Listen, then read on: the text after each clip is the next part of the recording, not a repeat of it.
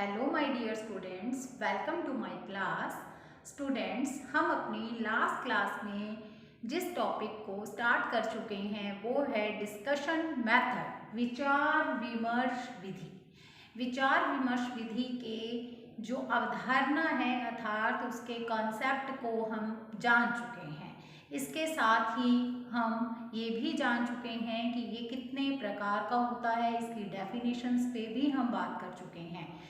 जिसमें हमने कॉन्सेप्ट पढ़ा था तो ये देखा था कि विचार विमर्श का मतलब क्या है। अगर सिंपल शब्दों में हम इसका अर्थ निकालना चाहें या दूसरे को इसका अर्थ बताना चाहें तो कुछ नहीं होता, केवल एक टॉपिक लेकर के उस पर चर्चा करना या फिर बातचीत करना कहलाता है डिस्कशन करना या फिर विचार विमर्श।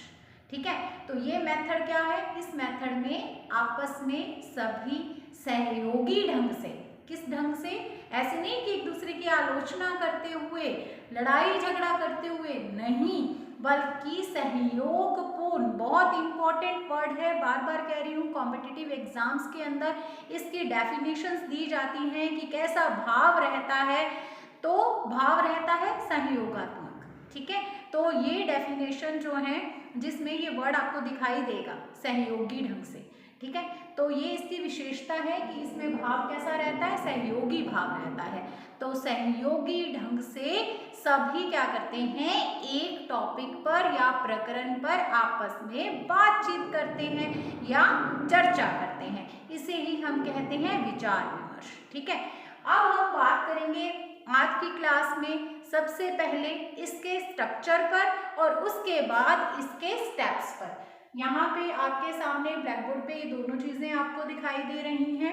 एक साइड है आपके स्ट्रक्चर यानी विचार विमर्श का स्वरूप, एंड द अदर थिंग सोपान यानी कि स्टेप्स। ठीक है, तो आज हम इन दोनों बातों के बारे में जानने वाले हैं। विचार विमर्श विधि का स्ट्रक्चर क्या होता है और विचार विमर्श विधि की सोपान यानी स्टेप्स कौन कौन से होते हैं। ठीक है, चलो इसे पढ़ना स्टार्ट करते हैं।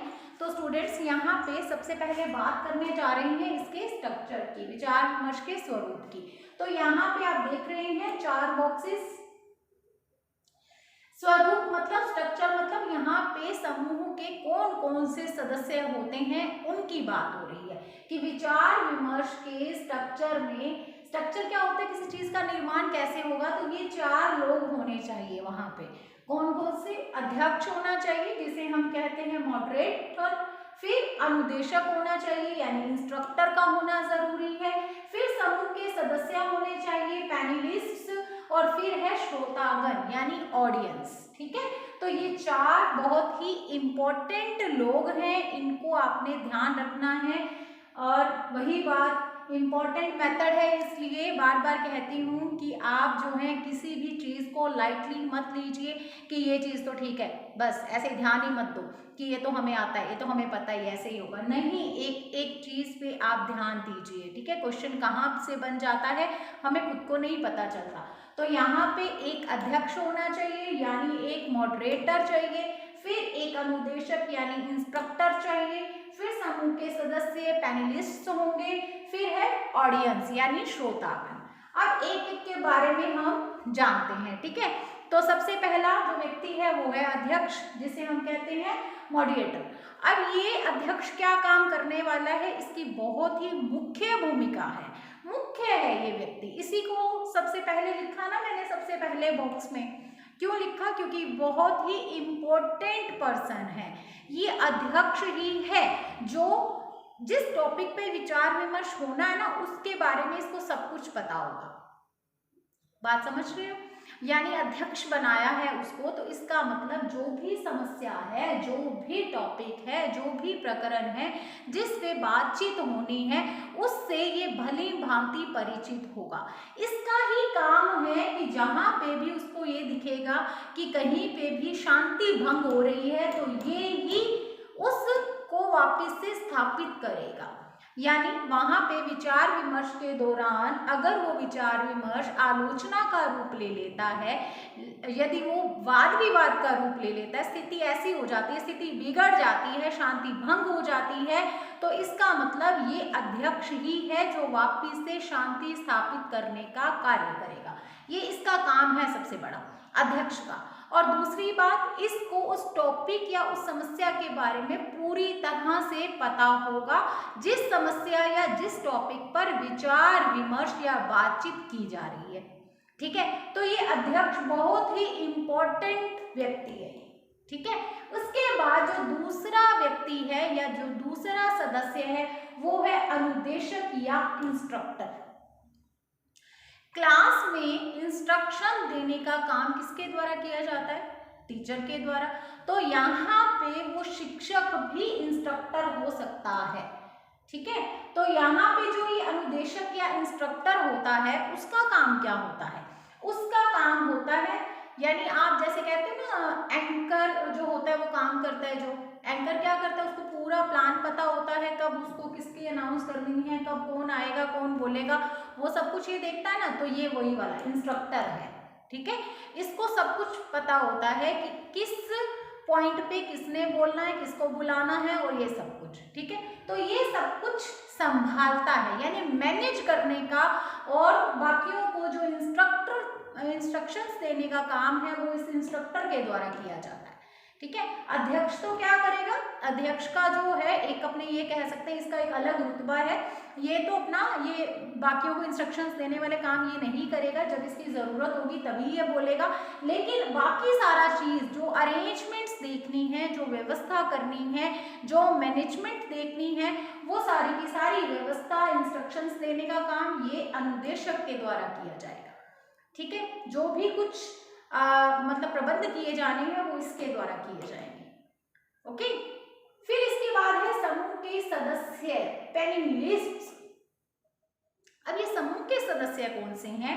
तो जो टॉपिक है ना जिस पे विचार विमर्श किया जाना है, या जो हमारी समस्या है उसके संबंध में पूरी तरह से जानने वाले ये विषय के अधिकारी यानी कि विद्वान हैं, उसके बारे में वो सब कुछ पता है इनको। अध्यक्ष को तो पता ही है। अब यहाँ पे आपके दिमाग में एक क्वेश्चन आएगा कि फिर अध्यक्ष को किस लिए बिठाया गया है? अध्यक्ष का तो जो रोल है वो है शांति स्थापित करना। जब विवाद की स्थिति उत्पन्न हो जाए, जब शांति भंग हो जाए, तब ये अपना रोल प्ले करेगा। और इसके अलावा अगर शांति वाली कोई ऐसी समस्या नहीं आई, सब अच्छे से हो गया, तो लास्ट में ये जो समूह के सदस्य उस टॉपिक या उस समस्या के बारे में जो बताएंगे, तो सबके विचार अलग अलग होंगे, तो ये क्या करेगा, लास्ट में निष्कर्ष निकालेगा सबको सुनने के बाद। अध्यक्ष का काम क्या होता है कि वो सबको सुनता है और उसके बाद जो उसका निर्णय होता है वो बताएगा।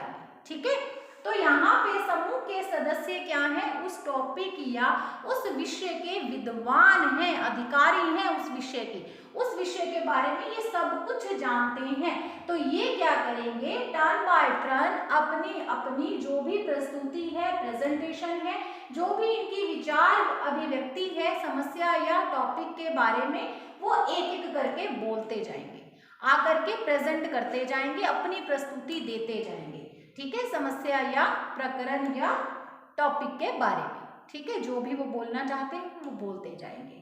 अब यहाँ पे ऑडियंस कौन है? श्रोतागण कौन है? सुनने वाले व्यक्ति। इन लोगों का काम क्या है? ये पूरी की पूरी इस विचार विमर्श जो चलेगा, जो बातचीत चलेगी, जो डिस्कशन चलेगा, उसे शांतिपूर्वक बैठ करके सुनेंगे। श्रवण। ठीक है, तो श्रवण करने वाले यानी श्रोतागण ये क्या करेंगे? ये सुनेंगे बैठ करके और उसे समझेंगे। अच्छा, फिर इनका रोल क्या केवल सुनना ही है? तो नहीं, इनका रोल केवल सुनना ही नहीं है। अगर ये कोई अपना प्रश्न रखते हैं, अगर ये कुछ भी पूछना चाहते हैं इन समूह के सदस्यों के द्वारा, तो ये प्रश्न भी पूछ सकते हैं। लेकिन ये प्रश्न कब पूछ सकते हैं? ऐसे बीच में रोक करके प्रश्न पूछेंगे क्या? नहीं, ये ऐसे बीच में रोक करके प्रश्न नहीं पूछेंगे, बल्कि ये जब पैनलिस्ट सारे के सारे समूह के सदस्य अपनी अपनी प्रेजेंटेशन, अपनी अपनी विचार अभिव्यक्ति कर चुके होंगे, तो इन द लास्ट में मौका दिया जाएगा ऑडियंस को कि ये अगर अपना कोई प्रश्न पूछना चाहते हैं, अगर इन्हें ये लगता है कि ये बात जो उनके द्वारा बताई गई है ये उसको एक्सेप्ट नहीं कर पा रहे हैं, उसकी डिटेल जानना चाहते हैं, तो ये इनसे सवाल पूछ सकते हैं। लेकिन पूछेंगे कब? In the last. तो इनके पास, ये ऑडियंस के पास ये राइट होता है कि वो इनसे क्वेश्चन कर सकते हैं, बट इन द लास्ट कर सकते हैं जब विचार विमर्श यानी डिस्कशन हो चुका हो, लास्ट में मौका मिलेगा ये। ठीक है, तो ये चीज भी आपको समझ में आ गई होगी। तो इस तरह से अब देखिए, अगर कोई ऐसा सवाल हो, ध्यान से सुन लेना, अगर कोई ऐसा जो इनका जो ये सवाल है जो ये इनसे पूछ सकते हैं, लेकिन अगर इनके पास उसका आंसर नहीं होगा, तो उसका आंसर कौन देगा? अध्यक्ष देगा। ठीक है, अगर ये पूरी तरह से निपुण नहीं है, ये इनके मतलब आंसर देते हैं, मान लीजिए ये इससे सेटिस्फाइड नहीं होते हैं, तब भी अध्यक्ष फिर आंसर देगा, या फिर अगर इनके पास आंसर है ही नहीं उनकी बात का, तब भी वो आंसर देंगे। तो दोनों ही, पहले स्टार्टिंग में ही बताया ना, दोनों ही इस टॉपिक या उस समस्या या उस प्रकरण के बारे में पूरी तरह से जानते हैं। अध्यक्ष भी जानता है, समूह के सदस्य भी जानते हैं, लेकिन अध्यक्ष अपना काम करेगा, जहां उसको बोलने की जरूरत होगी, जहां पे ये अपना रोल नहीं प्ले कर पाएंगे, तब ये करेंगे, तब ये ज्ञान देंगे, तब ये समस्या का समाधान करेंगे। अदरवाइज इनका काम शांति स्थापित करना, यानी जो विचार विमर्श है, जो डिस्कशन है, वो अच्छे से हो जाए। अगर उसमें कोई वाद विवाद की आलोचना की स्थिति आती है, तो वो इसमें मध्यस्थता करके और अपना जो है वर्चस्व दिखाते हुए वापस से शांति स्थापित करेंगे। नहीं तो ये क्या करेंगे, केवल मात्र इन द लास्ट, जब ये इनसे क्वेश्चन पूछ लेंगे, इनके सारे क्वेश्चंस के इनको आंसर मिल जाएंगे, ये नहीं दे पाएंगे तो ये देंगे, और फिर उसके बाद ये क्या करेंगे, उस समस्या का जो समाधान निकला है विचार विमर्श करने के बाद, या उस टॉपिक पे जो चर्चा हुई है, तो जो निर्णय निकला है, निष्कर्ष निकला है, उसकी अनाउंसमेंट करेंगे।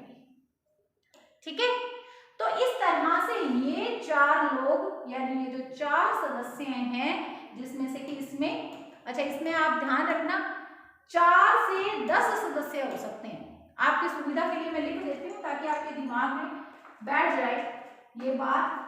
4 to 6, ठीक है, समूह के सदस्य कितने हो सकते हैं? 4 से 6 नहीं, 10, सॉरी 6 to 10 हो सकते हैं, 6 to 10, 4 से 10 हो सकती है इनकी संख्या समूह के सदस्यों की।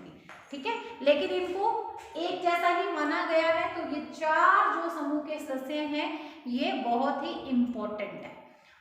अब अगर ये डिस्कशन जो है, ये विचार विमर्श जो है बहुत बड़े लेवल पर किया जा रहा है, जिसको हम कहते हैं, जिसमें टॉपिक कोई समाज की कोई समस्या ली गई है, तो ये सारे लोग होंगे।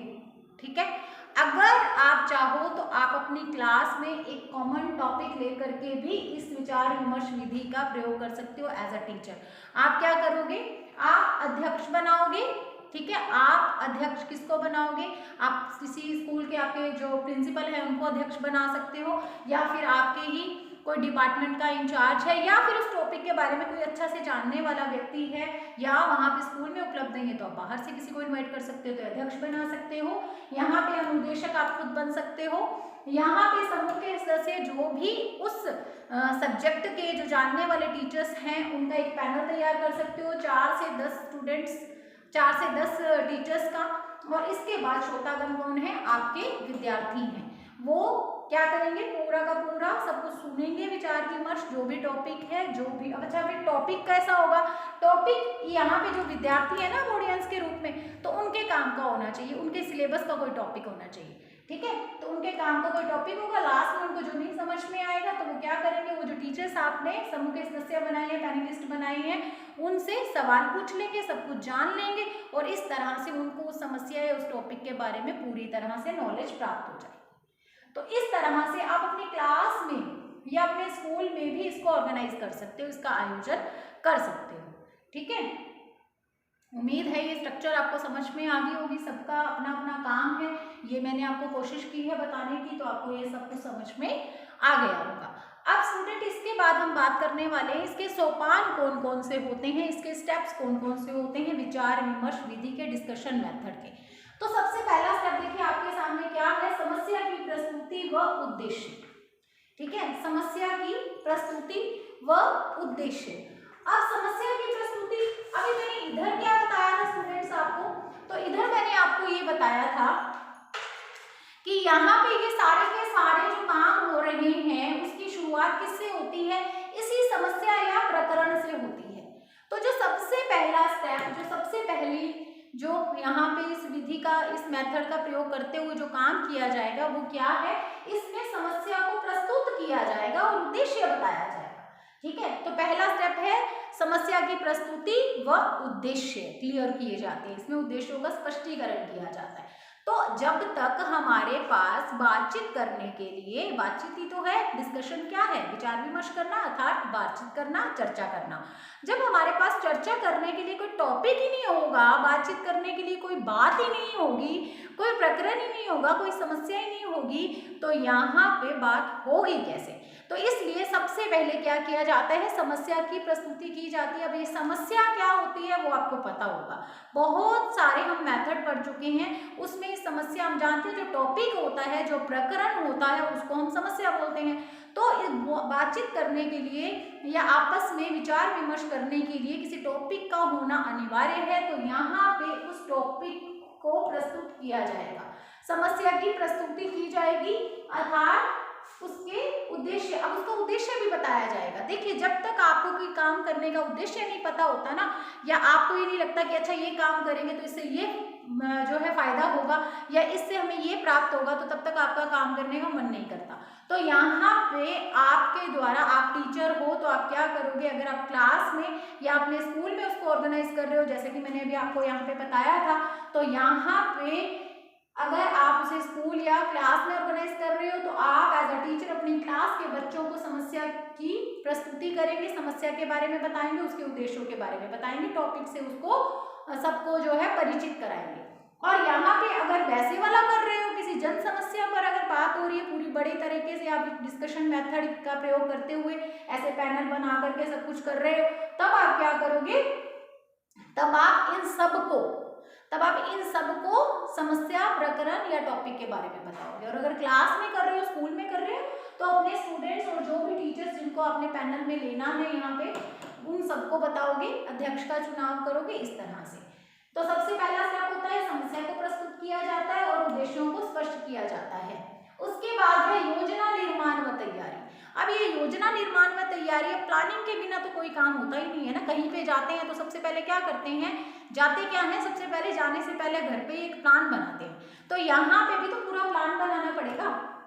अब प्लान क्या बनाना पड़ेगा, तो यहाँ पे देखिए, अगर बड़े लेवल पर सब कुछ करने जा रहे हो, तब आप क्या करोगे, अध्यक्ष भी डिसाइड करोगे, फिर मान लीजिए अनुदेशक आप खुद बन जाओगे, लेकिन फिर अनुदेशक को क्या करनी होती है, व्यवस्था करनी होती है, स्थान, समय, है ना, ये सब कुछ डिस्कशन करना होगा। फिर इन सबसे भी राय लेनी होगी आपको, अगर आप इंस्ट्रक्टर खुद बनते हो, कि कौन से टाइम पे कराया जाएगा, किस समय पे कराया जाएगा, और स्थान का चयन, फिर स्थान पे बैठने की सारी व्यवस्था करना और ये सब कुछ, तो इसमें भी आपको व्यवस्था करनी होगी। और अगर आप खुद नहीं हो तो आपको किसी को बनाना है, तो उसको भी सब कुछ बताना पड़ेगा। फिर इसके बाद समूह के सदस्यों का चुनाव करोगे, आप सबसे जाकर के बात करोगे कि जिस टाइम पे आपने विचार विमर्श रखा है, क्या वो उस टाइम पे वहां पे उपस्थित हो सकते हैं, नहीं हो सकते हैं, इस तरह से ये सारा कुछ। फिर उनको भी समस्या के बारे में बताना पड़ेगा। फिर आप अपनी ऑडियंस, जो आपकी ऑडियंस है, वो उसको भी तो टॉपिक के बारे में पहले बताना ही पड़ेगा, ऐसे अचानक से थोड़ी ना बैठा दोगे आप उनको सुनने के लिए। तो इस तरह से ये वाला जो सेकंड स्टेप है, इसमें क्या किया जाता है, पूरी तरह से प्लानिंग बनाई जाती है, योजना निर्माण और प्रिपरेशन यानी तैयारी की जाती है पूरी तरह से, कि किस तरह से हम विचार विमर्श को या किसी भी टॉपिक पर बातचीत या किसी भी प्रकरण पर हम क्या कर सकते हैं, डिस्कशन कर सकते हैं। तो बहुत कुछ करना पड़ता है यहाँ पे, एक टीचर को कह लो या फिर जो ये लोग आने वाले हैं, इनको भी तो तैयारी करनी होगी, इस अध्यक्ष को भी उस टॉपिक के बारे में सारी नॉलेज लेकर के आनी होगी। तो प्रत्येक व्यक्ति को यहाँ पे काम करना होता है। यहाँ पे सेकंड स्टेप में क्या किया जाता है, पूरी तरह से प्रिपरेशंस की जाती है। अब यहाँ पे जब प्रिपरेशंस हो चुकी हैं कंप्लीट, तो अब वो दिन आ गया है जब हमने क्या करना है, डिस्कशन मेथड या डिस्कशन करना है, विचार विमर्श करना है। तो यहाँ पे जो भी प्लानिंग हुई है, यहाँ पे एक जो शिक्षक है वो एक अच्छा शिक्षक बनते हुए जो यहाँ पे प्लानिंग हुई है उनको यहाँ पे संचालित करेगा। अब अगर स्कूल में या कक्षा में इसको ऑर्गेनाइज किया जा रहा है, जैसे मैंने बताया छोटे रूप में भी कर सकते हैं, तो छोटे रूप में अगर इसका ऑर्गेनाइजेशन किया जा रहा है तो स्टूडेंट्स क्या होगा, यहाँ पे जो शिक्षक है वो रोल प्ले कर लेगा किसका, अनुदेशक का, और किसी को अध्यक्ष बना देगा। ठीक है, और यहाँ पे भी अगर कोई इंस्ट्रक्टर भी बना हुआ है तो उसको क्या करना है, अपनी किसी राय को बच्चों को थोपना नहीं है, या बच्चों पर थोपना नहीं है, बल्कि उसको क्या करना है, बच्चों को स्वतंत्र विचार अभिव्यक्ति का अवसर देना।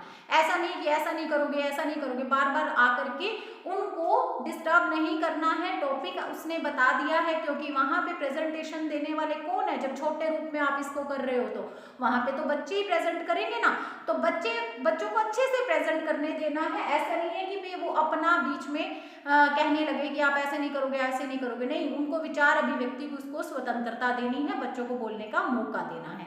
ठीक है, तो अब यहाँ पे जो निर्माण किया था, योजना जो बनाई थी, जो प्रिपरेशंस की थी, यहाँ पे अब विचार विमर्श उसी तरीके से, अगर छोटे लेवल का है, स्कूल में या क्लास में ऑर्गेनाइज किया जा रहा है तो उस लेवल पर, और अगर पूरी तरह से किसी बड़ी समस्या पर कुछ किया जा रहा है, समाधान निकालने के लिए विचार विमर्श किया जा रहा है, तो फिर उसी हिसाब से यहाँ पे संचालन किया जाएगा। ठीक है, उसके बाद लास्ट में किया जाएगा मूल्यांकन। मूल्यांकन में क्या चीजें देखी जाएंगी, जब मूल्यांकन किया जाता है तो ये देखा जाता है कि यहाँ पे जो पहला जो हमारा काम था, जो पहला स्टेप था, उद्देश्य जो हमने सोचे थे कि यहाँ पे विचार विमर्श होगा तो इन उद्देश्यों की पूर्ति हो जाएगी, तो यहाँ पे चेक किया जाता है कि क्या उन उद्देश्यों की पूर्ति हो पाई है या नहीं हो पाई है। ठीक है, क्या उन उद्देश्यों की पूर्ति हो पाई है, जो यहाँ पे उद्देश्य सोचे गए थे, क्या वो उद्देश्य प्राप्त हुए, तो इस मूल्यांकन में उनको चेक किया जाएगा। इसके विचार विमर्श में कौन कौन सी कमियां रही हैं उसके बारे में बात की जाएगी। ठीक है, मूल्यांकन में मैं 4 चीजों की बात बता रही हूँ आपको। सबसे पहले तो क्या उद्देश्यों की प्राप्ति हो पाई है, क्या बच्चों ने इसमें बराबर रूप से हिस्सा लिया है, क्या बच्चों का इसमें पूर्णतः योगदान रहा है, या फिर हम ये कह सकते हैं कि इसमें जो कौन कौन सी कमियां रही हैं। 4 बातें मैंने कह दी, मूल्यांकन में आप उन 4 बातों को चेक करेंगे कि क्या उद्देश्यों की प्राप्ति हो पाई है, दूसरा इस विचार विमर्श में कौन कौन सी कमियां रही हैं, तीसरा विचार विमर्श में बच्चों का, छात्रों का क्या योगदान रहा है, चौथा क्या बच्चों ने इसमें बराबर रूप से हिस्सा लिया है या नहीं लिया। ठीक है, इन 4 चीजों का मूल्यांकन किया जाएगा, याद रख लेना। फिर से एक बार बोल देती हूँ, क्या उद्देश्यों की प्राप्ति हो पाई है, इसमें कमियां कौन कौन सी रही हैं, फिर बच्चों ने इसमें बराबर रूप से हिस्सा लिया है या नहीं लिया, और बच्चों का इसमें क्या योगदान रहा है। इन 4 चीजों का, इन 4 बातों का लास्ट में मूल्यांकन किया जाता है। ठीक है, चलिए ये हो गए हैं इसके स्टेप। ओके, और अच्छा, फिर ये सोचोगे कि अच्छा बच्चों की बात मैम ने बता दी, अब अगर बड़े लेवल का है, अगर इस तरह से किया जा रहा है, यानी किसी जन समस्या पे विचार किया जा रहा है, तो क्या होगा इस मूल्यांकन में, यहाँ पे जो अध्यक्ष होगा वो अनाउंस करेगा। क्या अनाउंस करेगा कि जो समस्या थी उसका ये समाधान है, क्योंकि विभिन्न लोग अपनी अपनी बात रखेंगे, और फिर ये क्या करेगा, अनाउंस करेगा कि ये इसका ये समाधान है, तो ये निष्कर्ष या निर्णय बताएंगे लास्ट में। ठीक है, इस तरह से तो ये हमारे स्टेप्स भी हमने पढ़ लिए, और इसके साथ साथ हमने जो है इसकी स्ट्रक्चर को भी जान लिया है, और उम्मीद करती हूँ आपको ये समझ में आ गया होगा। अभी ये इसका विचार विमर्श विधि का, डिस्कशन मेथड का पार्ट 2 था स्टूडेंट्स। अभी ये जो हमारी विधि है ये कंप्लीटली हमने पढ़ी नहीं है, अभी इसके बारे में बहुत कुछ जानना बाकी है। यानी इससे संबंधित अभी आप ये मान लीजिए 2 से 3 तो आप मान ही लीजिए 2 क्लासेस और भी होंगी इससे संबंधित, क्योंकि इसके बारे में अभी हमें इसके गुण, इसकी यानी कि इसकी जो विशेषताएं हैं, इसके क्या सीमाएं होती हैं, इसके अतिरिक्त इसके सुझाव क्या क्या होते हैं, इसके बारे में भी काफ़ी कुछ हमने जानना है, जो हम जानेंगे नेक्स्ट क्लास में। तो स्टूडेंट्स अब हम मिलने वाले हैं हमारी पार्ट 3 में, डिस्कशन मेथड से संबंधित हमारा जो पार्ट 3 होगा उसमें हम बात करेंगे। आप लोग घर पे रहिए, स्वस्थ रहिए, खुश रहिए, आबाद रहिए। God bless you.